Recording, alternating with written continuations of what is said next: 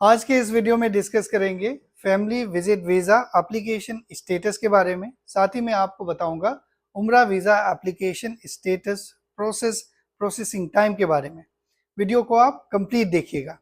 जब भी हम फैमिली विजिट वीज़ा अप्लाई कर रहे होते हैं तो एक सवाल मैंने देखा है कि बहुत कॉमन है और बहुत सारे लोग कंफ्यूज हैं, वो है मिशन को लेके। आप लोगों को पता है या नहीं मुझे पता नहीं, लेकिन इंडिया में सऊदी के दो मिशन हैं, एक है दिल्ली मिशन और एक है मुंबई मिशन। उसी हिसाब से वीएफएस भी डिवाइडेड है कि दिल्ली मिशन में कुछ ये वीएफएस आएंगे और मुंबई मिशन के अंदर ये वीएफएस आएंगे। अब सवाल ये होता है कि एप्लीकेंट कौन सा मिशन चूज करे। अगर गलत मिशन चूज करे तो उनके पास प्रोविजन क्या होता है। पहले आप इस मैप को देखिए, ये इंडिया का मैप है और यहाँ पे एक रेड लाइन मैंने ड्रॉ करा है, जस्ट इमेजिनरी लाइन है ये।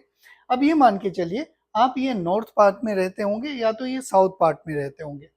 आपको मिशन किस हिसाब से सेलेक्ट करना है, ये सवाल है। मिशन आप उस हिसाब से सिलेक्ट कीजिए जहां पे आप रहते हैं। मान लीजिए आप जम्मू कश्मीर में रहते हैं तो आप यही चाहेंगे कि मेरा नियर बाय जो वीएफएस है वहीं मैं जाके सबमिट करूं अपना एप्लीकेशन। आप ये तो नहीं चाहेंगे कि मैं जाके बेंगलुरु में जाके अपना वीजा एप्लीकेशन सबमिट करूं। तो इसीलिए आपको करेक्ट मिशन चूज करना है। अगर आप मान लो जम्मू एंड कश्मीर में रहते हैं तो आपको ये देखना है कि आपके नियर बाय वीएफएस कौन है। नियर बाय वीएफएस आपका होगा दिल्ली। अब वो दिल्ली जो वीएफएस है वो कौन से सऊदी मिशन के अंदर आता है, वो आता है दिल्ली मिशन के अंदर। तो आप जब वीजा इनविटेशन अप्लाई करेंगे तो वहां चूज करेंगे न्यू दिल्ली। अगर मान लो आप बेंगलुरु में रहते हैं तो आप जाहिर सी बात है बेंगलोर वीएफएस चूज करेंगे। और बेंगलोर वीएफएस अगर आप चूज कर रहे हैं तो आपको ये जानना जरूरी है कि बेंगलोर वीएफएस जो है वो मुंबई मिशन के अंदर आता है। इसीलिए जो मैंने ये लाइन आपके लिए ड्रॉ करा है समझने के लिए कि अगर आप इससे ऊपर रहते हैं तो आप दिल्ली मिशन चूज करेंगे। रहते हैं मतलब आपका घर वहाँ है, आप वहाँ से वीएफएस जाएंगे एप्लीकेशन सबमिट करने के लिए। और इससे नीचे अगर आप रहते हैं तो आप ये मान के चलिए कि आप मुंबई मिशन चूज कीजिए। अब दिल्ली मिशन में कौन कौन से वीएफएस आते हैं वो जान लीजिए। ये जो येलो हाईलाइटेड मिशन है चार ही हैं। एक है दिल्ली, लखनऊ, पटना और कोलकाता। ये चार वीएफएस हैं जो दिल्ली मिशन के अंदर में आते हैं। बाकी जितने अनहाइलाइटेड हैं जैसे कि अहमदाबाद, बैंगलोर, कालीकट, चेन्नई, कोचिन, हैदराबाद, मल्लापुरम और मुंबई, ये सारे आते हैं मुंबई मिशन के अंदर में। अब ये मान के चलिए कि आप रहते हैं बेंगलुरु में लेकिन आपने दिल्ली मिशन चूज कर लिया है। वीजा इनविटेशन अप्रूव हो गया। अब क्या करें, क्या वीजा इनविटेशन दोबारा अप्लाई करें, अप्रूव करवाएं या फिर दूसरा कोई प्रोविजन है। उसका प्रोविजन ये है कि आप दिल्ली मिशन का इनविटेशन है अगर आपके पास अप्रूव हो चुका है, आप दोबारा अप्लाई नहीं करना चाहते। अगर आप मुंबई में रहते हैं या फिर आप बेंगलुरु में रहते हैं तो वहाँ पे लाउंज का अपॉइंटमेंट लीजिए और आप सबमिट कर दीजिए। इससे क्या होगा कि आपका एप्लीकेशन सबमिट हो जाएगा लेकिन आपको एडिशनल लगभग 4,000 रुपये खर्चा होगा। बहुत सारे लोग ऐसे ही कर रहे हैं आने वाले दिनों पिछले दिनों में। जब मुंबई मिशन से 90 दिन इशू हो रहा था, दिल्ली मिशन में नहीं हो रहा था। मान लीजिए आप लखनऊ में रहते हैं तो आपने क्या किया, मुंबई मिशन का वीजा इनविटेशन चूज करा और दिल्ली मिशन में या लखनऊ दिल्ली वीएफएस या लखनऊ वीएफएस में जाके आपने सबमिट करा लॉन्च अपॉइंटमेंट के साथ। तो ये चीज आपको जानना जरूरी है कि कौन सा मिशन में चूज करूं ताकि आपका पैसा भी बचे, टाइम भी बचे और मेंटल स्ट्रेस ना हो।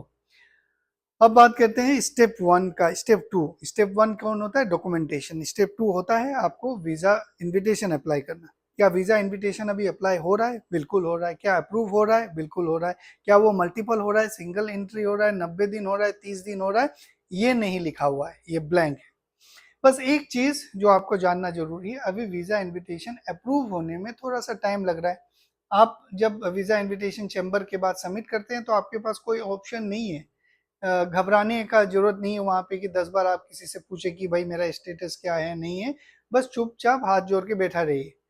इंडिकेशन में आपको कुछ देता हूं, अगर वहां पे अंडर प्रोसेस लिखा हुआ आ रहा है तो मान लीजिए वो लास्ट स्टेज में है।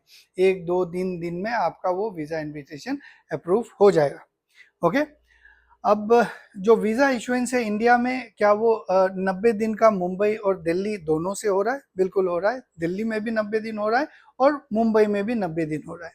दिल्ली में 29 जून 2026 से जितने भी वीजाज मैंने देखे हैं फैमिली विजिट वीजा, सबका 90 दिन का ही हो रहा है। अब किसी का अगर 30 दिन का हुआ तो एक बात चेक कीजिएगा, जो आपका वीजा इनविटेशन है हो सकता है कि वो 30 मई से पहले अप्रूव हुआ हो। ओके, तो ये चीज़ें हैं जो आपको ध्यान में रखने हैं। अब बहुत सारे लोगों का ये सवाल है कि भाई जो हम 30 दिन का हमें वीज़ा मिला है या फिर 90 दिन का वीज़ा मिला है, क्या वो एक्सटेंड हो सकता है या नहीं हो सकता है? बिल्कुल हो सकता है। अब ये बिल्कुल हो सकता है, मैं किस बेस पे बोल रहा हूँ? जो मैंने पिछले साल या फिर उससे पिछले साल या तो उससे पिछले साल देखा है, उस बेस पे बोल रहा हूँ। अगर आपको 30 दिन का वीज़ा मिला है या फिर 90 दिन का मिला है, तो जब आपका ड्यूरेशन कंप्लीट होता रहता है, 8 दिन बचा हुआ रहता है, उस समय आपको एक मैसेज आता है और आप एक्सटेंड करते हैं। अगर आपको 30 दिन का मिला है तो आप 30 दिन और का एक्सटेंड कर सकते हैं। अगर आपको 90 दिन का मिला है तो आप 90 दिन और का एक्सटेंड कर सकते हैं, ऑनलाइन 2 बार। अब बहुत सारे ये लोग बोलते हैं कि मैं तो 1-1 साल एक्सटेंड कर रहा हूँ। भाई वो अंडरग्राउंड वाला प्रोसेस मुझे नहीं पता। जो नॉर्मल प्रोसेस है वही मैं आपको बताता हूँ, जो लीगल प्रोसेस है। आप 2 बार consecutively for the same number of days आप कर सकते हो। ओके, अब कुछ रूमर्स भी है मल्टीपल एंट्रीज के। देखिए, मल्टीपल एंट्री शुरू नहीं हुआ इंडिया के लिए। अब इंडिया के लिए अगर आप मल्टीपल एंट्री देखेंगे तो 2 तरह से देखेंगे। एक टूरिस्ट वीज़ा के फॉर्म पे देखेंगे और एक जो रेसिडेंट लोग हैं जो जीसीसी कंट्रीज में, उनके देखेंगे। लेकिन बाकी लोगों का अभी तक मल्टीपल एंट्री हुआ नहीं। अगर होगा तो सर मैं ये मानता हूँ कि हर किसी को पता चल जाएगा, क्योंकि बहुत सारे ऐसे कंटेंट क्रिएटर्स हैं, बहुत सारे हैं जो इस सब्जेक्ट को कवर करते हैं। कहीं ना कहीं से कोई ना कोई बता ही देगा, लेकिन अभी शुरू नहीं हुआ है। अब बात करते हैं जल्दी से उम्रा वीज़ा के बारे में। उम्रा वीज़ा नॉर्मली प्रोसेस हो रहा है, लेकिन फीस अभी भी एक चैलेंज है। आप लोगों से रिक्वेस्ट किया जाता है कि आप लास्ट मोमेंट प्लानिंग मत करें। ऐसे मैंने बहुत सारे एडवर्टाइजमेंट देखे हैं जिसमें लिखा हुआ रहता है कि visa in 1 hour, visa in 4 hour, visa in 6 hour. मैंने आज तक ऐसा एडवर्टाइजमेंट करा नहीं आप लोगों के साथ कि भाई मैं आपको वीज़ा 4 घंटे में दे दूंगा, 6 घंटे में दे दूंगा। मैं हमेशा यही बोलता हूँ आपको कि आप एडवांस पे प्लान करें। ये लास्ट आवर वाला हरकत ना करें, मैं उसको अप्रिशिएट नहीं करता हूँ। क्यों? क्योंकि अगर मैं कोई लास्ट अर्जेंट वाला एप्लीकेशन अगर ज़्यादा लेता हूँ तो बाकी के टाइम डिस्टर्ब होता है। मैं उस वीज़ा एप्लीकेशन को इस तरह से क्यों अट्रैक्ट करूँ कि भाई 4 घंटा में वीज़ा दे दूंगा। मैं जो भी एजेंसीज हैं उनको मैं ये एक सवाल पूछता हूँ, क्या आपके कंट्रोल में है 4 घंटे में? मान लो आपका वाउचर का लिंक फेल हो गया, पेमेंट नहीं हुआ, आप दे पाएंगे? नहीं दे पाएंगे। तो जो भी एजेंसी है, जो भी वीज़ा प्रोसेस करते हैं, उनका जिम्मेदारी है कि भाई वीज़ा एप्लीकेशन लो, प्रोसेस करवाओ, जितना जल्दी होगा होगा। अब ये 3 घंटा, 2 घंटा, 4 घंटा से क्या होता है मैं आपको बताता हूँ। लोग जो हैं वो ये सोचते हैं कि भाई डेट तो मेरा वीजा इशुएंस से ही शुरू होगा, मैं 1 दिन पहले ही सबमिट करूंगा, या फिर फ्लाइट 10 घंटे पहले है तो मैं उस समय ही सबमिट करूंगा ताकि मेरा ज़्यादा से ज़्यादा टाइम मिले। ये दिमाग में है लोगों का, लेकिन ऐसा कुछ नहीं है। जिस दिन से आपका वीज़ा एप्लीकेशन शुरू होगा, उस इशू होगा, उस दिन से आपको 90 दिन मिलेगा वैलिडिटी। उन दौरान आप ट्रैवल कर लीजिए। जिस दिन आप इंटर करेंगे उस दिन से आपको 90 डेज मिलेगा, वो आपका स्टेप रेट है। तो ये जो लास्ट आवर वाला हड़बड़ी वाला एप्लीकेशन है उसको मैं अप्रिशिएट नहीं करता हूँ। और आप लोग भी प्लान कीजिए। 90 दिन जो वैलिडिटी दिया गया है उसका मतलब ही यही है कि you have to plan in advance.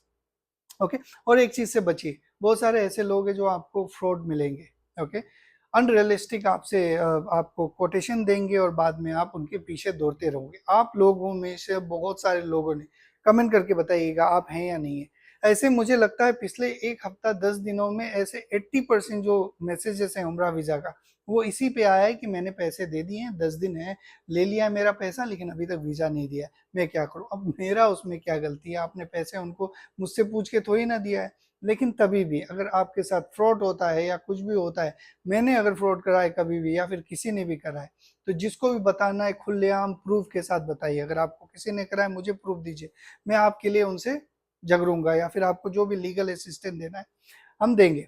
ये उम्रा वीज़ा का कॉन्टेक्ट डिटेल्स है, आप इसमें कॉन्टेक्ट कर सकते हैं अगर कोई सर्विसेज लेना है उम्रा वीज़ा का, वीज़ा प्रोसेसिंग का। हमारे यहाँ में जो प्रोसेस है वो स्ट्रेट होता है, लेना है तो लो, नहीं तो मत लो। ये गाइडलाइन है, ये पॉलिसी है, क्लियर कट।